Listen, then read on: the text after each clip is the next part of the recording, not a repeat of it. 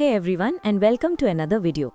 आज के इस वीडियो में हम एक बहुत ही पावरफुल टूल के बारे में बात करने वाले हैं जो हर एथिकल हैकर और नेटवर्क एडमिनिस्ट्रेटर के आर्सेनल में होना चाहिए।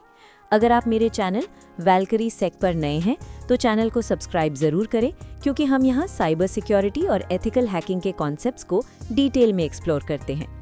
आज का हमारा टॉपिक है टी-शार्क। अगर आपने वायरशार्क का नाम सुना है, जो कि एक ग्राफिकल नेटवर्क प्रोटोकॉल एनालाइजर है, तो आप टी-शार्क को उसका कमांड लाइन जुड़वा भाई समझ लीजिए।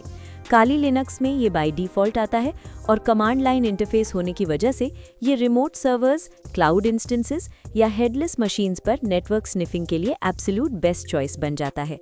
कई बार आप ऐसी सिचुएशंस में होते हैं जहां आपके पास ग्राफिकल यूजर इंटरफेस नहीं होता, वहां टी-शार्क आपका सबसे बड़ा दोस्त बनता है। ये एक प्योरली ओवरव्यू वीडियो होने वाला है, तो हम आज कोई लाइव प्रैक्टिकल अटैक या पैकेट एनालिसिस स्क्रीन पर शो नहीं करेंगे, बल्कि इस टूल के अंडरलाइंग कॉन्सेप्ट्स, उसके एसेंशियल स्विचेस और उसके पीछे की थ्योरी को डीपली समझेंगे, ताकि आपका नेटवर्क फाउंडेशन कंप्लीटली स्ट्रांग हो सके।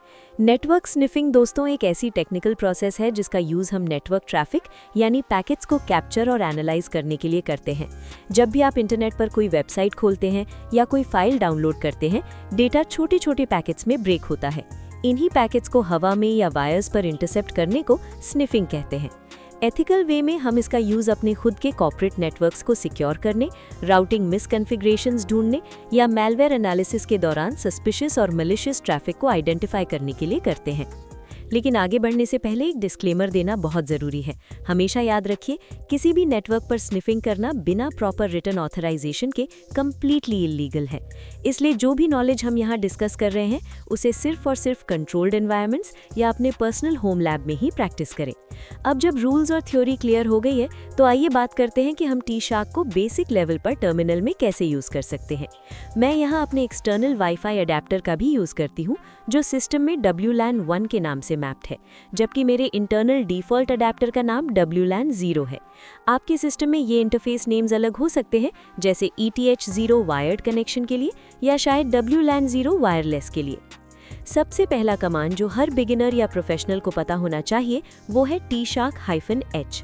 जैसे ही आप अपने काली लिनक्स टर्मिनल में t-shark-h टाइप करके एंटर प्रेस करते हैं, आपको एक लंबा सा हेल्प मेन्यू दिखाई देगा। इस मेन्यू में टी-शार्क के सारे अवेलेबल ऑप्शंस, फ्लैग्स, पैरामीटर्स और उनके यूसेज का डिटेल डिस्क्रिप्शन होता है। ये कमांड एक तरह से आपकी पॉकेट डिक्शनरी है, क्योंकि कमांड लाइन टूल्स में सैकड़ों फ्लैग्स होते हैं, आप सब कुछ याद नहीं रख सकते। अगर आप कभी भी किसी कमांड का सिंटैक्स भूल जाते हैं या किसी स्पेसिफिक एडवांस टास्क के लिए नया फ्लैग ढूंढना चाहते हैं, तो ये हेल्प कमांड सबसे ज़्यादा काम आता है। दूसरा इंपॉर्टेंट और प्रैक्टिकल कमांड है t-shark-d, जहां d कैपिटल लेटर में होगा। जब आप t-shark-d रन करते हैं, तो ये आपके सिस्टम पर अवेलेबल सारे एक्टिव और इनएक्टिव नेटवर्क इंटरफेसेस की एक नंबर्ड लिस्ट प्रिंट कर देता है। ये बहुत ज़रूरी स्टेप है, क्योंकि एक्चुअल पैकेट स्निफिंग स्टार्ट करने से पहले आपको एग्जैक्टली पता होना चाहिए कि आप ट्रैफिक किस इंटरफेस पर कैप्चर करना चाहते हैं। इस लिस्ट में आपको लोकल लूपबैक, जिसे लो कहते हैं, ETH0, WLAN 0 और अगर आपने मेरी तरह एक एक्सटर्नल हाई रेंज अडेप्टर लगाया है, तो WLAN 1 जैसे ऑप्शंस क्लियरली दिखेंगे। उनके आगे एक इंडेक्स नंबर भी होता है, जिसका यूज़ आप नाम की जगह डायरेक्टली इंटरफेस सिलेक्ट करने के लिए कर सकते हैं। अब आते हैं हमारे प्राइमरी कैप्चर कमांड पर। अगर आपको अपने पहले इंटरफेस यानी WLAN 0 पर ट्रैफिक कैप्चर स्टार्ट करना है, तो आप कमांड टाइप करेंगे sudo space t-shark space -i space WLAN 0। यहाँ शुरुआत में sudo का यूज़ करना एक्सट्रीम इम्पॉर्टेंट है, क्योंकि किसी भी नेटवर्क इंटरफेस कार्ड को प्रोमिस्क्यूअस मोड में डालने के लिए और रॉ नेटवर्क पैकेट्स को रीड करने के लिए ऑपरेटिंग सिस्टम से रूट प्रिविलेजेस की ज़रूरत होती है। -i फ्लैग का सिंपल सा मतलब है इंटरफेस, और उसके बाद हम उस इंटरफेस का एग्जैक्ट नाम देते हैं जहां से हमें पैकेट्स उठाने हैं। जैसे ही आप ये कमांड एग्जीक्यूट करेंगे, आपको टर्मिनल पर कंटिन्यूअस स्क्रॉलिंग लाइंस दिखेंगी, जो बताती हैं कि नेटवर्क पर पैकेट्स ट्रैवल कर रहे हैं। ये एक स्टैंडर्ड मैनेज्ड मोड होता है, जहां आपका वाईफाई अडेप्टर उन सभी अनइनक्रिप्टेड और ब्रॉडकास्ट पैकेट्स को कैप्चर करता है जो उस स्पेसिफिक नेटवर्क का हिस्सा है जिससे आप कनेक्टेड हैं। लेकिन वायरलेस नेटवर्क्स में पेनिट्रेशन टेस्टिंग के लिए एक और एडवांस्ड मोड होता है, जिसे मॉनिटर मोड कहते हैं।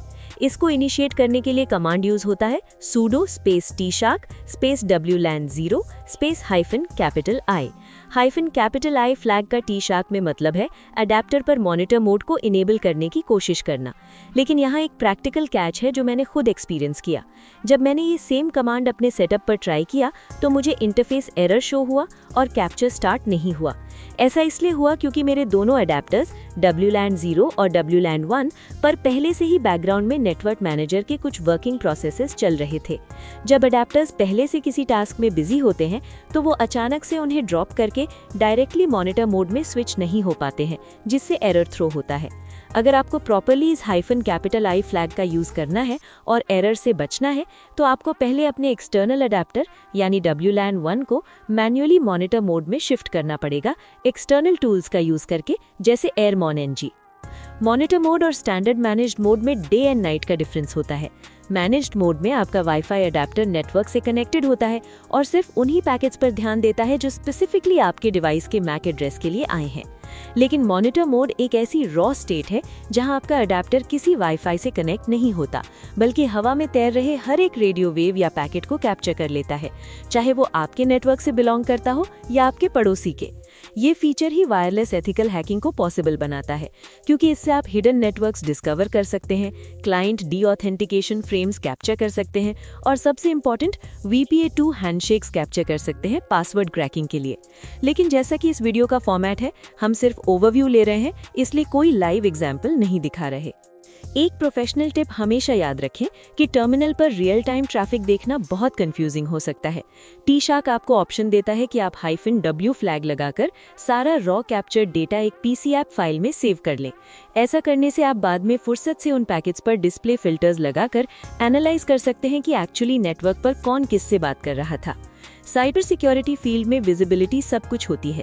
अगर आप ये नहीं देख सकते कि वायर्स और एयरवेव्स के थ्रू क्या डेटा लीक हो रहा है, तो आप अपने इंफ्रा को डिफेंड नहीं कर सकते। T-Shark वही विजिबिलिटी प्रोवाइड करता है। तो दोस्तों, इस ओवरव्यू वीडियो में बस इतना ही। मैं उम्मीद करती हूँ कि आपको T-Shark, उसके basic run commands, help menu, interface selection और एक्सटर्नल इंटरफेसेस के साथ मॉनिटर मोड का एरर कॉन्सेप्ट डिटेल में समझ आ गया होगा। आगे चलकर जब आप इसे अपनी लैब में प्रैक्टिस करेंगे तो ये थ्योरी आपको ट्रबल शूटिंग में बहुत मदद करेगी। अगर आपको आज का ये थ्योरेटिकल ब्रेकडाउन पसंद आया हो तो इस वीडियो को एक लाइक जरूर करें, इसे अपने सिक्योरिटी कम्युनिटी में शेयर करें और वेलकरी सेक चैनल को सब्सक्राइब करना बिल्कुल न भूलें। अगर आपके दिमाग में कोई क्वेश्चंस है या आप किसी और काली लिनक्स टूल पर ऐसी ही in depth theoretical overview video चाहते हैं तो मुझे नीचे कमेंट्स में लिखकर जरूर बताएं। मैं आपसे मिलूंगी अगले वीडियो में एक नए कॉन्सेप्ट के साथ। तब तक के लिए सेफ रहिए, लीगली हैक करते रहिए और नया सीखते रहिए। Bye everyone.